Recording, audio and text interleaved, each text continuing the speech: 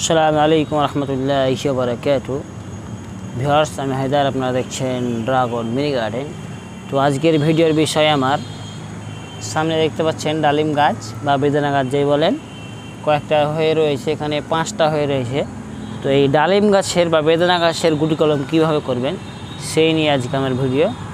তো গুটি কলম করতে যেসব জিনিস দরকার, আসবাবপাতি সেরকম কোনো দরকার নেই। একটা কাটিং, একটা ছুরি, বাস, আর একটা প্লাস্টিক দেখতে পাচ্ছেন, আর সাথে মাটির মধ্যে 1 ভাগ গোবর সার, 1 ভাগ মাটি, যে কোনো গার্ডেন সয়েল 50-50। এঁটেল হলে পরে একটু মানে গোবর সারটা বেশি ইউজ করবেন, তাহলে হবে। বাস এগুলোই, আর সাথে অ্যালোভেরা জেল, বাস এইটুকুনি দরকার। এই নিয়েই হবে আজকে গুটি কলম। এর আগেও আমার ভিডিও দেখেছেন লেবু গাছের গুটি কলম, পেয়ারা গাছের গুটি কলম, মালটা লেবু গাছের। তো আজকে আমার চ্যানেলে যেহেতু ডালিম গাছের গুটি কলম হয় কি হয় না সেটাই আপনাদেরকে শেয়ার করব। তো অবশ্যই ডালিম গাছের গুটি কলম হয়, সেই গুটি কলম আপনাকে আজকে আমি করে দেখাবো কীভাবে গুটি কলম বাঁধবেন। আর গুটি কলম বাঁধার সময় মানে যে বৃষ্টির সিজনগুলো, বর্ষার সময় শুরু থেকেই শেষ পর্যন্ত কিন্তু গুটি কলম বাঁধা যায়। তো এই বর্ষার সময় আজকে আমি এই গুটি কলম, এই জায়গাটাতে এই ডালটা আমি সিলেক্ট করছি, এখানে গুটি কলম বাঁধবো। গুটি কলমের যে ডালটা নেবেন সেটা যেন খুবই পুরনো না হয় এবং খুবই যেন নতুনও না হয়, আঙুলের মতো মোটা হয়, পেন্সিলের মতো এরকম দেখছেন, তাহলেই কিন্তু হবে। মাটিটা দেখতে পাচ্ছেন এই 50-50 মানে মাটি, আর 50 কিন্তু নিয়েছি গোবর সার।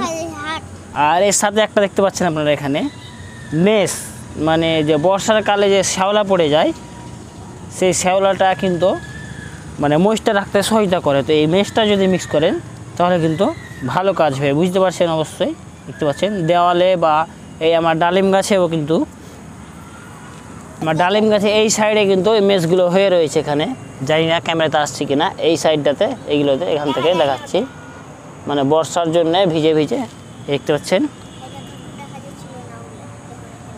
এই হচ্ছে মেস, এইগুলোই আমি কিন্তু এখানে মিক্স করছি। এখন আমি এটাকে মিক্স করে নেব। এই মেসটাকে আমি এর সাথে এখন মিক্স করে ফেলবো। এটা কিন্তু এই মাটিতে আমি গোবর সার এইগুলো মানে আমার যে জৈব পদ্ধতিতে মাটি তৈরি, সেই সেম মাটি কিন্তু আমি এখন ইউজ করছি, সবগুলো এখানে দেওয়া রয়েছে। এখন গোবর সার পাওয়া গেল না বলে আমি সেম মাটি দিচ্ছি। আপনারা 50-50 গোবর সার দিয়ে মাটি বানাবেন, কিন্তু এই মেস যদি থাকে দিয়ে দিবেন, মানে এটা ময়েশ্চার রাখতে সহায়তা করে এইভাবে করে, যাতে মাটিটা খুব মানে নরম হয়ে না যায় এবং খুব শক্তও না হয়, এরকম যাতে মুঠ বাঁধা যায়। দেখছেন এইভাবে মুঠ বাঁধা যায়, এইভাবে আপনাকে রাখতে হবে। এটাই দরকার আমার, এইগুলো আর কিন্তু দরকার নেই। তো দেখতে পাচ্ছেন এখানে গুটি কলম আমি এই ডালটাতে বাঁধবো, এটা সিলেক্ট করেছিলাম, আগে দেখিয়েছি। এই যে ছোটো ছোটো ডালগুলো হয়ে রয়েছে, এই ডালগুলো কিন্তু অবশ্যই ছাঁটাই করে ফেলে দেব। আর আরেকটা যেটা, যে গুটি কলম বাঁধার সময় যে এই ডালের যে গাঁটগুলো রয়েছে দেখতে পাচ্ছেন, ঘাট, এই ঘাট থেকে 1 ইঞ্চি বা দুটো যদি ঘাট নেন তো 2 ইঞ্চি, এইভাবে ঘাটের উপর থেকে কিন্তু আপনাকে। তো এই ডালগুলো আমি এখন এটাকে ভালো করে সাফ করে নেব। আর এটা পাশে থেকে ডিস্টার্ব করছে, এটাকেও কেটে ফেলে দেবো। দেখতে পাচ্ছেন এটাতে কিন্তু আমার একটা ডালিম হয়ে রয়েছে। তারপর আমি এখানে বাঁধবো, দেখবো এটা আমার মানে ট্রাই হয়ে যাবে, যে ফল থাকা অবস্থাতে গুটি কলম বাঁধলে পারে এটা মানে ফলটা থাকে নাকি ঝরে যায় সেটাও দেখা হবে। তো এই জায়গাটা আমি এখন কাট লাগাবো, এখানে রিং কাট মারতে হবে। মানে এই গাঁট দেখতে পাচ্ছেন, জানি না গাঁট আসছে কিনা, এই দুটো গাঁটের মাঝে কিন্তু এই বাকলটাকে বা ছালটাকে উঠিয়ে নিতে হবে। আর এই যে আমার ভাইপো দেখতে পাচ্ছেন আবারও ডিস্টার্ব করতে চলে এসেছে, গুটি কলম বাঁধবো। তো ভাই আসার জন্য একটু করছিল, যার জন্য আবার আমি সামনে নিয়ে এলাম। তো এখানে আমরা এখন রিং কাট করবো, মারবো। আটকাও, হ্যাঁ ওখানে যাও। তো এই ডালটাই আমি এখন গুটি কলম বাঁধবো। তো গুটি কলমের কিন্তু যে শিকড় বের হয় কিন্তু উপরের দিক থেকে, এই দিক থেকে শিকড়টা ছাড়বে। তো এই গাঁটের নিচ থেকে আপনাকে কিন্তু এই বাকলটাকে তুলে নিতে হবে। তো আমি এখানটা নিচ্ছি, এখন বাকলটা তুলে নেব। রিং কাট মারতে হবে 2 সাইডে, নিচে এবং ওপরে, ভাবে করে। এখানে আমি দেখছি রিং কাট মেরে দিয়েছি, এই জায়গাটা এখন এই ছালটাকে আমি তুলে নেব।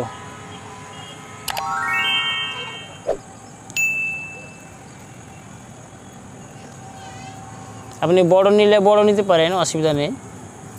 তো যেহেতু মানে সরু ডালে আমি করছি, চিকন ডালে, যার কারণে আমি এটা কিন্তু একদমই ছোট্টভাবে 1 ইঞ্চি নিচ্ছি, 1 ইঞ্চি বা 1 থেকে 6 ইঞ্চি আমি এই বাকলটা তুলে নিলাম, দেখতে পাচ্ছেন। আর তুলে নেওয়ার পরে ডালের মধ্যে যে একটা পিচ্ছল আবরণ থাকে, সেই আবরণে মানে একটা তরল পদার্থ থাকে, সেটা দিয়ে কিন্তু আবার বাকল তৈরি হয়ে যায়। তো সেটাকে ভালোভাবে এইভাবে দেখতে পাচ্ছেন ঘিসে ঘিসে এটাকে তুলে নেবেন, পিচ্ছল জিনিসটাকে এইভাবে। তারপরে এখানে দরকার এখন অ্যালোভেরা জেল। আগেই দেখিয়েছি অ্যালোভেরা জেল, এখন এটা লাগবে। এখানে অ্যালোভেরা জেলটা এইভাবে লাগিয়ে দিবেন যাতে ফাঙ্গাস না লাগে। যাতে ফাঙ্গাস না লাগে, অ্যালোভেরাতে কিন্তু ভালো কাজ করে ফাঙ্গিসাইড হিসাবে। তো এখন হয়ে গেছে, দেখতে পাচ্ছেন। এখানে এবার লাগিয়ে দিতে হবে সেই মাটি, যে মাটি আমি রেডি করে রেখেছি। এই সেই মাটি, এখানে এবার মাটিটা আমি লাগিয়ে দেব। এইভাবে ভালো করে চিপে লাগিয়ে দিবেন।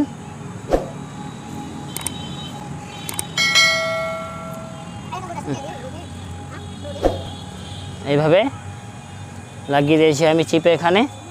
এবার কিন্তু প্লাস্টিক দরকার। তো এখানে যে কোনো প্লাস্টিক দিতে পারেন।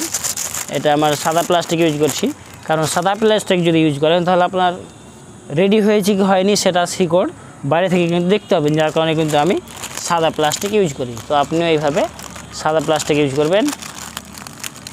এইভাবে করে পেঁচিয়ে দিলেন, এটাকে পেঁচিয়ে দেওয়ার পরে ভালো করে 2 সাইড একদম টাইট করে বাঁধতে হবে।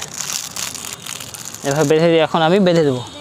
এই লাইলন সুতো নিয়ে নিয়েছি আমি, দড়ি।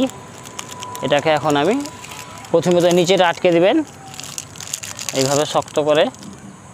আমার প্লাস্টিকটা একটু কড়া, নরম টাইপের নিলে পারে বেশি ভালো হয়।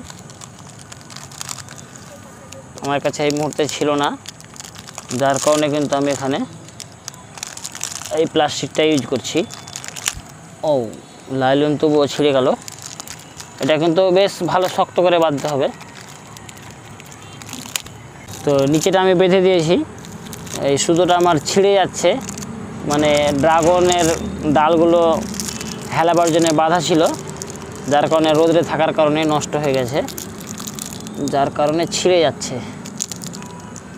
তো এটাকেও ভাইবি টাইট করে বেঁধে দিবেন। তারপরে কিন্তু আবার উপরে আবার পেঁচাতে হবে। তো এবার নিয়ে এসছি টায়ারের সুতো, ওটা রোদে নষ্ট হয়ে গেছে, যার কারণে বারে বারে ডিস্টার্ব ছিঁড়ে যাচ্ছিলো। তো এইভাবে কিন্তু আবার আপনাকে পেঁচাতে হবে, যাতে করে যে ডালের আপনি বাকলটা তুলেছেন, ছালটা তুলেছেন, সেই ডালে যাতে চিপকে যায়, যার কারণে আবার এইভাবে এটাকেও টাইট করে পেঁচিয়ে দিতে হবে এইভাবে। আর এটা একটা প্যাচ দেওয়া হয়েছে আমার এখানে। তো সুতোটা ছোট হয়ে গেছিলো বলে আবার জোর দিয়েছি আমি এখানে। তো এইটাতেও কিন্তু একবার ভালোভাবে এইভাবে টাইট করে প্যাচ দিয়ে বেঁধে দিতে হবে। দেখতে পাচ্ছেন আমি এখানে টাইট করে বেঁধে দিলাম এটাকেও। এখন এর উপরে আমি একটা প্যাঁচ দিয়ে বেঁধে দিচ্ছি। তো আমার গুটি কলম বাঁধা কমপ্লিট, এখানে দেখতে পাচ্ছেন। তো সেম এইভাবেই গুটি কলম বাঁধেন। যদি হালকা প্রচেষ্টা করাতেই কিন্তু আপনার গাছে একটা ডালিম গাছ থেকে অনেকগুলো ডালিম গাছ হইতে পারে। তো এই ছিল ভিডিও। যদি ভালো লেগে থাকে তাহলে লাইক কমেন্ট শেয়ার করে সাথে থাকবেন। আসসালামু আলাইকুম রহমতুল্লাহ।